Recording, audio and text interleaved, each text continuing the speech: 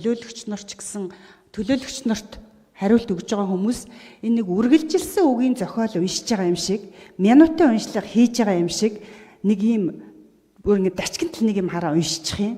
Ажлаа өөрийн болгоод иргэдэд ойлгомжтой та бүхнээс энэ өгж байгаа мэдээллийг мэдээлэл болгоод хүлээж авах хэмжээнд энэ нэг тайлбарыг хариултыг өгчдөг байвал сайн байна. Хотын даргаасаа суралцаач. Нямбатар дарга маш тодорхой хариулт өгдөн шүү дээ ер нь. Эргээд хариултгүй, эргээд асуултгүй болтол өгдөг. Тэгэхээр энэ бол ажил руугаа ор гэж би хэлмээр байгаа. Ажилтайгаа сайн танилцж тэгжиж энэ хариултыг өгдөг бай. Энэ удаагийн би дарга нарыг хэлж байгаа биш. Өмнөх удаагийн олон удаагийн одоо чуулганд асуулт хариулт явж байгаа энэ байдлыг харахад нэг ийм л байдалтай байх юм. Тэгэхээр энийгээ жоохон өөрчлөө гэж хэлээ. Та бүхний энэ одоо хариулж байгаа хариултаас иргэд мэдээлэл авах ёстой гэдгийг би албан ёсоор хэлээ. За энэ асуултанд хариулт аваад за дараа нь нэг санал хэлжээ. Амар түвшин дарга хэлээд байна л да. Бүүслээд бидний мэдээлэл хүрэхгүй байна гэж. Энэ иргэдийн урлагийн төлөөлөгч нар чинь иргэд сонгогчтойгоо ойрхон байдгаа. Энэ хүмүүсийн боломж нөөцийг ашиглаач ээ. Энэ хүмүүстэйгээ шеэрлээч ээ. Энэ хүмүүстэй мэдээллийг өгөөд мөн одоо жишээлх юм бол миний хувьд энэ 16 дугаар хороо, 11 дугаар хороо, 23 дугаар хорооныхоо иргэд сонгогчтой очиж уулзаад хамаагүй тэр мэдээллийг өгөөд одоо нэг хүний амь нас чухал штэ. Тийм учраас бид нар энэ хүмүүсийг эрүүл аюулгүй амьдрах орчин нөхцөлийн сайжруулахын тулд би хамгийн мундаг төлөөлөгч байна гэж бид нар чинь бүгд энэ их хурлын гишүүдэн чинь нийслэл дүүргийн төлөөлөгчд нь ингэж хэлж байгаа саналгуугаа сонгогдсон төлөөлөгчд байдیں۔ Тийм учраас бид нар иргэд сонгогчдоо хэрэгцээ шаардлагатай үед нь мэдээлэлээр хангаж ажиллах бүрэн боломж байгаа. Тэгэхээр энэ 5-7 түлшийнхэн бусад хүмүүс ч гэсэн зөвхөн өөрсдөө тэр бүхэн тэндээ тэгээд одоо буцаад болохгүй бол би мэдэхгүй тэр хариуцж байгаа энэ хариуцж байгаа гэхээс илүүтэй иргэд сонгогчтойхон дунд байгаа энэ хэдэн төлөөлөгч нартаа мэдээллийг өгж түгээлж шеэр одоо тэр хуваалцаж ажиллах энэ боломжийг хангаж өг гэж би албан ёсоор хэлье. Ийм санал хэлье. За баярлалаа. За 5-7 төлш Эрдэнэ 2 Сэмжтмаа төлөөлөгчийн асуултанд хариулъя. За, сэмжтмаа төлөөлөгчийн асуултанд хариулъя. Түүхийдийн үнийн өсөлт бол одоо яг цаг хугацааны 12 сар 1 сард одоо COGS буюу түүхийд өсдөг. За, бид 8 сард гэрээгээ байгуулж чадсан учраас энэ үн одоо хэвээрээ явнаа.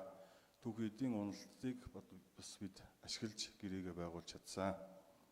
За, түүхийдийн хувьд бол одоо нэг 250 орчим яванаар нэг тоон тутамдаа нэмэгдээд явж байгаа. Энэ бол манай одоо эцсийн бүтээгдэхүүн дээр өөрчлөгдөхгүй. За тасалд үүсэхгүй гэж асуулаад тасалд сая нэг хэсэг одоо 9 сард бид хуваарьт тээвэрлэлтэй бас хийж чадаагүй. За энэ юунаас болсон бэ гэхээр бүгд найрамд хятад ард улсын гайлын хяналтын талбай, гайлын хяналтын бүс, за техник технологийн одоо төвшөнд шийдэгдээгүй байсан учраас тасалдал үүссэн. За ингээд улс бол одоо вагон хангамжаар туслах боломжгүй хувийн аж ахуй нэгжүүдийг бид буцах талд нь нийгмийн хариуцлагын хүрээнд дүн төлбөргүй одоо импорт талд нь вагон хангамжийг ашиглаад ингээд тээвэрлэлтэй хийгээд явж байна. За өнөөдрийн байдлаар 14 цуваа вагоноор одоо нийслэл хотын чахмал түлшийг тээвэрлээ авчирч байна. Тодорлого сандаг сүрэн төлөөлөгч асуулт санал. За бүгдэнд нь өдрийн мэнд хүргэе. Би нэг хоёр зүйл дээр төвлөрөөл ярих гэж бодож байна. Нэгдүгээр за бид одоо өдөр тутамдаа манай агаарын бохирдлын шийдвэр гаргалт хийж ингэж явж байгаа. Тэгээ энэ дээр энэ хідэн тоон дээр үндэслэж байна л да. Одоо жишээлбэл танилцуулсан тэр тоон дээр 2022-оос 25 он хүртэлх агаар орчин бохирдуулагчдын одоо тоон үзүүлэлтүүдийг жишээл ингээд гаргацсан байна. Тэгээ энэ тоонууд үнэн байж шийдвэр гаргалт явна штэ. Тэгэхээр би ийм зүйл жишээл гайхаад байгаа байхгүй. За 23 оноос 24 онд агаар бохирдуулагч чин хэмжээ баргийн чин нүдэн баримжаагаар харахад 30-40% буурсан байхгүй. Яагаад ингэж буурч байгаа? Тэгсэн мөртлөө 24-өөс 25 онд бид энэ коксжуулсан нөөц хагас 50% та хялж хэрэглээд байхад одоогийн байдлаар нэг хэдэн хувийн 3 4 5% юм шиг ингээд иймэрхүү байдалтай харагдаад байна. Энэ яагаад ийм байдалтай байгаа юм бэ гэдэгт бид хариулт өгөх ёстой. Нямбатар дарга түрүүн хэлэхдээ бол тэр SOX гэдэг тэр хөхрлөг хүчил юм байна. Тэр тоог бол автомашинаас үүдэлт хийл гэж оншилж байна. Магадгүй тэрийг одоо бол Эрдэмтэд нь хэлж ингэж юу яаж гаргаж ирж л байгаа. Хэн энэ дээр ажиллаад байна вэ гэдгийг би нэгдүгээр сонирхож байгаа. За одоо энэ ярьж байгаа энэ түлшийг ч гэсэн 2020 онд бид нэр тэр бондын хөрөнгө оруулалтаар оруулж ирнэ гэж ярьж ирсэн. Түүн дээр тэр технологийн сургуулийн шиг санаж байна. Бүхэл Эрдэмтэд хамгийн үр ашигтай юм шийдэл энэ юм аа л гэж гаргаж авч байгаа болохоос энд байгаа бид хэд ч юм уу энэ байгууллагын хэдэн ажилтнууд энэ түлшийг авъя гэж шийдвэрлээгүй шүү дээ. Тэгэхээр энэ тоо баримт болон энэ дүнэлтүүд хэвээрээ байгаа юу? Би яагаад энийг асуугаад байна вэ гэхээр зэрэг яг харагдах байдал дээр нөгөө иргэд шийдвэр гаргагч нарын хоорондох энэ ярьж байгаа зүйл дээр бид итгэлцэхгүй болчиход байна шүү дээ. Жишээлбэл амар түвшин даргын тэрийн одоо энэ гаргасан тоогоор бол агаарын бохирдол ийм хэмжээгээр буурсан гэж яриад байдаг. Гэтэл иргэдийн хувьд бол буурсан хэсэгтэр эргэлзээ хэвээр л байгаа байхгүй. Яагаад тэгэхээр яг ноднон өнөөдөр ингэ зогсож байгаад энэ уулын оройг харж ийсангаа бол тэд санахгүй байгаа шүү дээ бид мэдээж. Иймэрхүү бүгдэр байсан эсхэгч бид яаж мэдхэвд. Тэгэхээр энэ гарч байгаа дүнд итгэхгүй байгаа. Тэгэхээр бид нэгдсэн одоо хоёр тал хоёулаа хүлээн зөвшөөрсөн ийм үр дүнтэй болох хэрэгтэй байгаа амар түвшин дарга. Үүний тулд юу их ёстой вэ гэхээр бид гадны эксперт авах хэрэгтэй. Энэ агаар орчныг бохирдуулж байгаа дүн мэдээг мэдээлдэг энэ мэдээлэгч нь энэ шинжээчд нь бол одоо гадны баталгаажсан их усүрүүд байх хэрэгтэй юм аа. Үүнийг яаралтай зохион байгуулах болохгүй. Хоёрдугаар асуулт. 19 газар байрлаж байгаа нөгөө агаарын бохирдлыг хэмжээд байгаа төхөөрөмжүүд чинь тэр урдны байсан одоо миний санаж байгааг 7-8 жилийн өмнө байсан тэр төхөөрөмжид хэвээрээ байгаа юу өөрчлөгдсөн үү? Хэрэв өөрчлөгдөөгүй бол одоо өөрчлөх шаардлагатай болсон. Энэ байгаа тоонууд гарч байгаа шинжилгээнүүд гологдож шүү. Илүү нарийн гарах ёстой. Жишээлбэл хэрвээ хөхрлөг хүчлийн хэмжээ өссөн автомашинтай холбоотой юм болвол өдөрт замын хөдөлгөөнд оролцож байгаа автомашины тооны өсөлттэй харьцуулахад ийм байгаа учраас энэ ингэж өссөн байна гэдэг тоо гарсан байх хэрэгтэй байхгүй. Тэгэхгүй бол би юунд санаа зовоод байна вэ гэхээр зэрэг ингээд дүгнээд яваад исэн чинь эцсийн шийдвэр гаргалтууд маань буруу болоод хэдүүлээ хугацаа алдчихгүй гэдэг дээр санаа зовоод. Тэгэхээр энийг та бүхэн маань анхаараач. Хоёрт за би энэ эрүүл мэндийн талаар бол нэг зүйл их харамсаж байгаа. Саяны тэр ханиад томоо бол улирлын дэгдэлт одоо ингээд энэ нэг яг хүйтэн болж амжаагүй энэ үед энэ томооны дэгдэлт ихсдэг тэр бол бүгд жил болгон юм болдог бүгд мэддэг байсан. Саяны тэр очрлуулж барьдаг энэ тэр бол зохион байгуулалтын алдаа шүү. Амар түвшин дарга. Ингэж болохгүй. Тэртээ тэргүй энэ үед дэгдэлт ихсэх нь тодорхой байсан. Орой үеийн цагаар маш олон хүүхдүүд орж ирдэг. Энэ үед нь маш хурдан хугацаанд тэр улаан шараар нь ангилаад хүмүүсийг хэвтүүлээд ингээ ангилчих байтал тэр үүдэн тэгж олноор хэвтүүлдэг энэ төр бол зохион байгуулалтын алдаа шүү гэж би хэлэх гээд байна. За хоёрдугаарт ийм болдгийг чинь бид нэр мэдээд тэр имлэг цэцэрлэгүүдэд ядаж байхдаа олноороо хэвтгэхт нь агаар сэлгэлтэн сайн байг гээд 10 тэрбум төгрөг бид нэр төсөв тавьсан байхгүй юу? Тэгсэн чинь тэр худалдаа авалтыг хийж чадаагүй. Маш харамсалтай. Энийг хийцэн болов уу штэ. Тэр 5 хүн байна уу 10 хүн байна уу тэр тасагт хэвтгэхэд агаар сэлгэлтийн шал өөр, ороход шал өөр нөхцөл байдал өгддөг байхгүй. Хоорондоо ядаж ханиад томоогоо дамжуулахын ч гэсэн бага ийм нөхцөл байдал өгддөг. Тэгээ энийг ирэх жил алдахгүй зохион байгуулчаарай. Цэцэрлэг сургууль дээр байхдаа ядаж агаарын бохирдлоос хүүхдүүд хамгаалагдаж явах хэрэгтэй байна. 1 минут авчи тий. За би одоо бас түрүүний тоон дээр бас нэг зүйлийг хэлэх гээд. 2023 4 онд энэ PM 10 гэдэг тоо 2024 онд өссөн баг. Тэгсэн мөртлөө нийт үзүүлэлтээрээ буурсан гэж байгаа. Энэ яагаад ингэдгийг та тайлбарлуулж мэдж байгаа мó? Тэгэхээр ийм наад төхөөрөмжүүдээ одоо хурдан шинчилж энэ дүгнэлт анализ хийж байгаа баг энтрээ жоохон өөрчилж хуралд оруулж байгаа материалууд дээр илүү наривчилсан юм оруулж ирэхгүй бол эдгээр шийдвэр гаргалтанд жоохон төвөгтэй байдалтай болоод байна гэдгийг би дахин хэлмээр байна. За одоо маш яаралтай тэр агааржуулалтын төхөөрөмжүүдийг эмнэлэг сургуулиудад яаралтай авч өгөх ажлыг эрүүл мэндийн шинэ газрын дарга яаралтай зохион байгуулж хийж тайлангаа тавина шүү. За энийг л би онцгойлон хэлмээр. За асуултанд хариулъя. Мөнхбаатар дарга. За, Сандаг сүрэн даргын асуултанд хариулъя. Нийслэлийн агаар машин бүрэлдэхүүн тэмцэх газрын дарга Мөнхбаатар. За, энэ тооцоо судалгааг бол манайх бол гаргасан. Манайх гаргахдаа цаг ур орчны шинжилгээний газартай хамтарч бол гаргасан.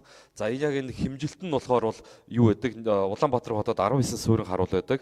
19 суурин харуулаас 6 нь бол нийслэлийн өмчих, 13 нь бол цаг ур орчны шинжилгээний газар их байдаг. За таны энэ слайдн дээр үзүүлж байгаа мэдээлэл болохоор хамгийн сүүлд нь гаргаж байгаа нийтлэг үзүүлэлт нь биш шүү. Энэ бол CO буюу нүрс төрөгчийн дутуу эслийг бол харуулсан байгаа. За одоо яг тэр хамгийн доор нь харуулж байгаа тэр слайдн дээр харуулж байгаа зүйл бол яг одоо 25 болоод 22 оноос ахгуулаад ингэж харьцуулсан дата мэдээлэлүүд байгаа. За гадны экспертийг авч энэ дээр ажиллах ёстой гэсэн. Би энэ чинь бол тантай 100% санал нийлж байгаа. Яг энэ байдлаар бид нар 2025 оны 5 дугаар сараас эхлээд JICA-тай ахиж хамтраад JICA бол сүүлийн 10 жил одоо нийслэл хоттой хамтарч ажиллаад одоо би та бүхэн танилцуулдаг нөгөө агаарын бохирдол 55.6% нь гэр оролоос гэдэг энэ судалгааг бол JICA бол гаргасан байдаг. Тэгээ одоо яг энэ судалгааг Улаанбаатар хот болон за цаг ур орчны шинжилгээний газар өөрсдөө одоо энийг хийж чаддаг болёо гэдэг байдлаар 1-р сараас одоо энэ JICA-тай хамтарсан энэ сургалтыг бол бид нэр авахаар бол ажиллаж байгаа. За мөн ахаад энэ тооцоол дээр манайхан JICA-ийн бас энэ тооцоо судалгааг бол дахин хийж өгье гэсэн. За суурин харуулуудын 6 суурин харуулууд маань бол яалтчгүй одоо сүүлийн 10-аад жил шинжлэгдээгүй учраас хуучирсан байгаа. За энэ байдлаар бид нэр 2025 оны 2 дугаар сард гадаад харилцааны яамтай ярьж тохирсны үндсэн дээрээс Японоос буцалтгүй тусламжаар одоо энэ тоног төхөөрөмжүүдийг бүгднийг шинжилнэ гэдэг байдлаар бол одоо явж байгаа. За эхний ээлжийн Япон талдаа худалдан авалтууд нь хийж байгаа 2027 оны 1-р сараас эхлээд манай дээр бол шинэ төхөөрөмжүүдийг нийлүүлнэ гэдэг ийм тооцоо судалгаа явж байгаа. Эрүүл мэндийн газрын дарга сонссон тий? Сандаг сүрэн төлөөлөгч яхийг. Тий. За. Зундууд орж төлөөлөгч асуулт санал. За бүгдэнд нь өдрийн мэнд хүргье. За Улаанбаатар хотод яг олон улсын жишгт нийцсэн энэ нүүрсний лаборатори байгаа юу? Байгаа бол энэ дүн шинжилгээнүүдийг яаж хийдэг вэ? Өнөөдөр бид нар яг бодитойгоор хэмжиж чадахгүй байгаа. Бодитойгоор энийг үнэлж чадахгүй байгаа. Бодитойгоор яг иргэдэд үнэхээр эрүүл мэндэд нь хор өнөөлтөй байна уу эсвэл амь насанд нь хор өнөөлтөй байдгийг тодорхойлж чадахгүй байгаа. Тийм учраас яг энэ дээр мэдээлэл амаар байна. За шинэ төлш түлээд 9 сарын 15-наас хойш одоогоор 9 хүн нас орсон байна. За нэг хүн нас орох юм бол уу гашуу болдог. 10 болох юм бол тоо болдог. 10-аас 100, 100-аас 1000 болох юм бол энэ статистик болдог. Ер нь бол сүүлийн 10 жилийн хугацаанд ер нь яг хичнээн хүмүүс нас орсон бай гэдэг мэдээлэл бас амаар байна. Яг гол шийдлийг бол сая хотын дарга бас хэлсэн. Орон сууц, хин алаагур гэдэг. Гэтэл яг ингээд асар их найдаар яригддаг энэ одоо асуудлыг яг үүндээ бол улсын хэмжээнд, засгийн газрын хэмжээнд авч явах хэрэгтэй. Түрүүн бас төлөөлөгч нар бас хэлж байна.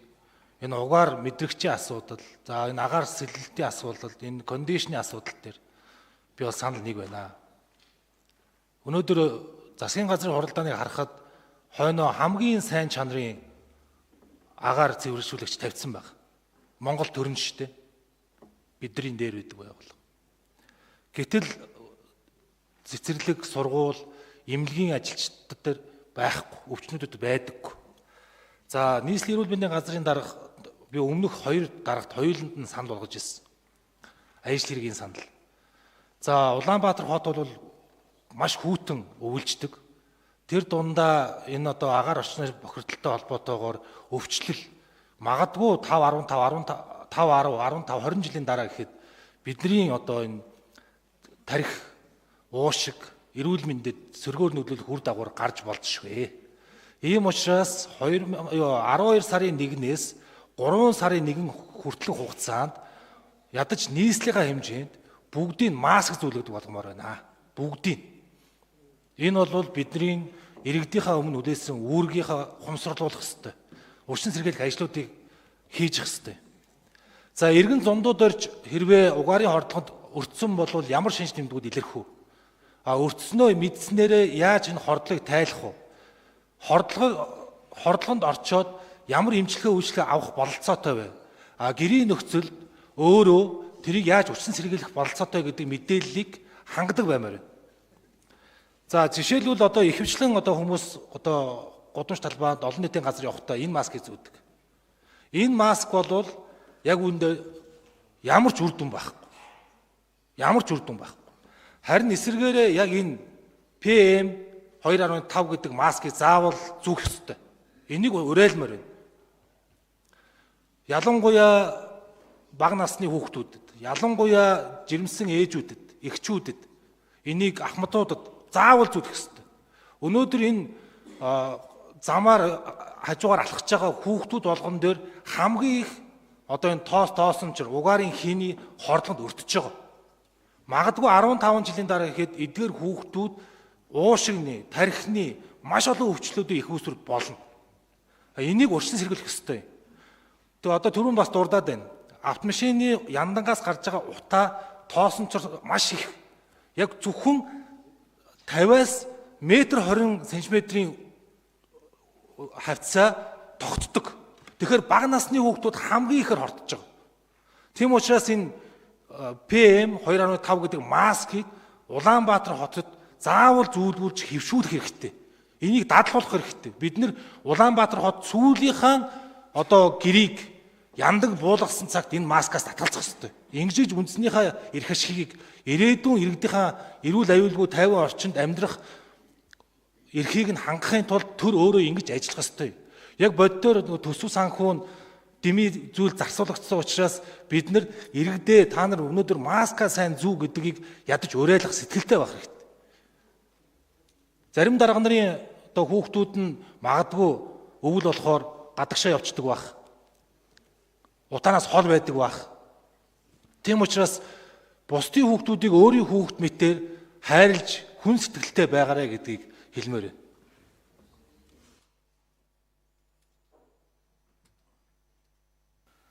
Зундууд орчлуулах санал хэллээ.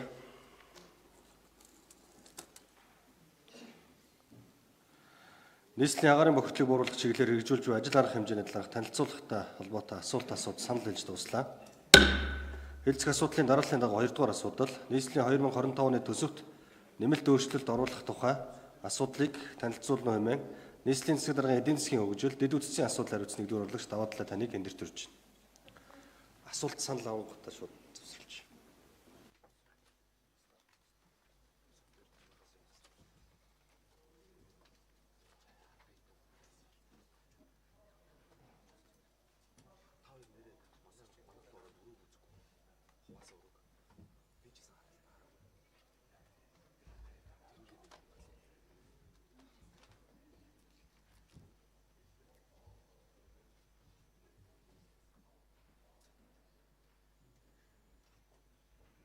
Нэг хоёр. За эрхэм нийслэлчүүд, нийслэлийн эрдэнэ төлөөлөгчдийн хурлын дарга төлөөлөгчдөр болон Улаанбаатар хотын аль багштай өнөөдөр мэндийг хүргье. Нийслэлийн 2025 оны төсвийн нэмэлт өөрчлөлтийн талаар танилцуулга хийе. За төсвийн тухай хуулийн 34-2 заасныг үндэслэн нийслэлийн 2025 оны төсөвт нэмэлт өөрчлөлт оруулах тухай тогтоолын төслийг бэлтгэн танилцуулж байна. Тус тогтоосон төсөлд дараах өөрчлөлтүүдийг орууллаа. Урсгал зардлын хувьд нийслэлийн 2025 оны төсвийн тодтголын төсөлд урсгал зардлыг хөрөнгө оруулалтын зардал хооронд зохицуулалт хийж урсгал зардлыг 50 тэрбум төгрөгөөр нэмэгдүүлэхээр тооцлоо. За нийтийн тээврийн үйлчилгээний 2025 оны орлогын төлөвлөгөө 130 тэрбумаар батлагдсанаас хүлээгдэж буй орлогын гүйцэтгэл 53.5 10 дугаар сарын 31-ний өдрийн байдлаар за 75.5 тэрбум төгрөгөөр тасарснаас нийтийн тээврийн үйлчилгээ эрхлэгч аж ахуй нэгж байгууллагуудын санхүүжилтийг олгох боломжгүй болоод байна. За энэхүү дутагдах зардлын 27.5 тэрбум төгрөгийг төлбөрийн менежментийн систем болон бэлэн мөнгөний орлогоос нийтийн тээврийн газар өөрсдөө санхүүжүүлж үлдэх 50 тэрбум төгрөгийг орон нутгийн сангийн төсвөөс санхүүжүүлэх шаардлага үүсээд байна. Иймээс нийтийн тээврийн бодлогын газрын нийтийн тээврийн үйлчилгээний машинч цагийн зардлын зөрүүний төсвийг 48.5 тэрбум төгрөгөөр нэмэгдүүлэхээр ахмад настай иргэдэд олох нийтийн тээврийн унааны нөхөн төлбөрийг 1.5 тэрбум төгрөгөөр нэмэгдүүлэхээр тусгаж байна. За хөрөнгийн зардлын хувьд нийслэлийн 2025 оны төсөвт өөрчлөлт оруулах тухай тогтоолын төслийг боловсруулахдаа хөрөнгө оруулалтын төсөл арга хэмжээний ажлын бодит гүйцэтгэл санхүүжилттэй уялдуулан 54 тэрбум 607.9 сая төгрөгийн 3 төсөл арга хэмжээний санхүүжилтийг дараах байдлаар буурууллаа. 1. Туулын авто замыг нисхийн хурдны замтай холбож наадамчдын авто зам дээгүүрх гүүрэн байгууламжийн барилга хүсрэлтийн ажлыг 27 тэрбум 107.9 сая төгрөг байсныг бол бууруулж хасч тус бүтээн байгуулалтын ажил бол тойрог 1-р замын үйл ажиллагаа руу шилжиж явахдаа уялдуулан 2. Хүннү хотын ахуйн бохир ус цэвэрлэх байгууламжийн төслийн ажлыг 9 тэрбум 500 сая төгрөгөөр бууруулж буюу энэ оны гүйцэтгэл ажилдаа уялдуулан 2026 он тавьж байгаатай уялдуулан юуныг бол ингэж буурууллаа. 3. Тонюкогийн замаас Плей тайм аялал жуулчлалын зохицолборын газар хүртэлх авто замын байгууламжийн төсвийг 18 тэрбум төгрөгөөр тус бууруулах, тусын гүйцэтгэлтийн бас 2025 онд уялдуулан эдгээр 3 төслөөс ингэж буурууллаа. За нийслэлийн 2025 оны төсвийн тодгол дараа 2 төсөл арга хэмжээг 4 тэрбум 607.9 сая төгрөгийн их усүрээр санхүүжуулахаар хөрөнгө оруулалтын зардлыг нэмэгдүүлэн төсвийн төсөлд тусглаа. Үүнд 1. Хөлийн цэргийн 119-р ангийн үйлчлэгээний орон сууцны барилгад зориулсан гадна дулаан хангамжийн шугам шүлжээний ажилд 2 тэрбум 607.9 сая төгрөгийг үндсэн магистрал ажлыг бол энэ үйл яаралтай гүйцэтгэж тус барилга байгууламжийн ашиглалтанд орохтой холбогдуулан тавьж байна. 2. Хаан улд дүүргийн 23 дугаар хорооны сургуулийн 960 судалтай төсөл арга хэмжээний гүйцэтгэл сайн явж байгаатай уялдуулан энэ жил тус гүйцэтгэл ажлыг бас эрчимжүүлэх дуусгах зорилгоор 2 тэрбум төгрөгийг бас нэмэгдүүлэн тавьж байна. За ингээд нийслэлийн 2025 оны хөрөнгө оруулалтын төсөл арга хэмжээний бодит гүйцэтгэлтэй уялдуулан нийслэлийн үнд цансны хөрөнгөөр хэрэгжүүлэх төсөл арга хэмжээний 987.5 тэрбум төгрөгийн санхүүжүүлэх дүн 686.5 тэрбум төгрөг болгон бууруулахаар 2025 оны төсвийн төлөвлөгөөд мөн тусгаад байна. За мөн урсгал зардлын хооронд зохицуултууд ихээр төлөвлөсөн. За үүнд ахмад настай иргэдэд олох нийтийн тээврийн унааны нөхөн төлбөрийг 2.7 тэрбум төгрөгөөр нэмэгдүүлэх, харин хөгжлийн бэрхшээлтэй иргэдэд олох нийтийн тээврийн унааны нөхөн олгорыг 1 тэрбум төгрөгөөр, цагдаагийн албан хаагчдад олох нийтийн тээврийн унааны нөхөн олгорыг 1.7 төгрөгөөр төс бууруулахаар ингэж дотор нь шилжүүлээд байна.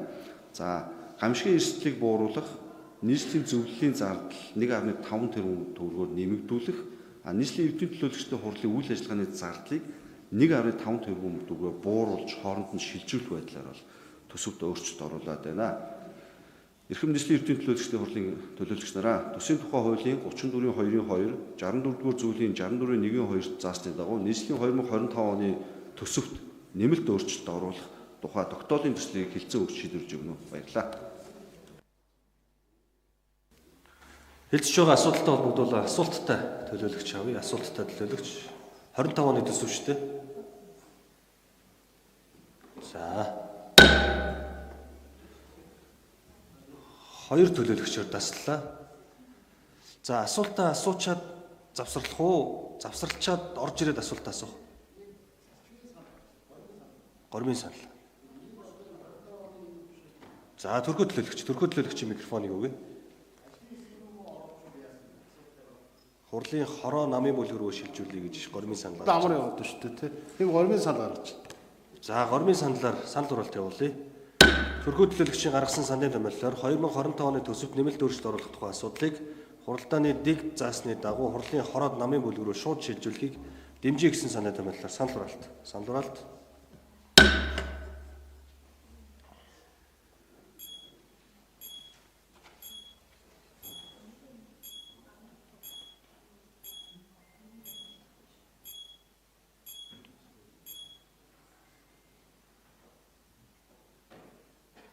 За дэмжигдлээ. Төлөвлөгөөний төлөөлөгч асуулт асуух юм уу? За тэгвэл асуултаа дадлаа.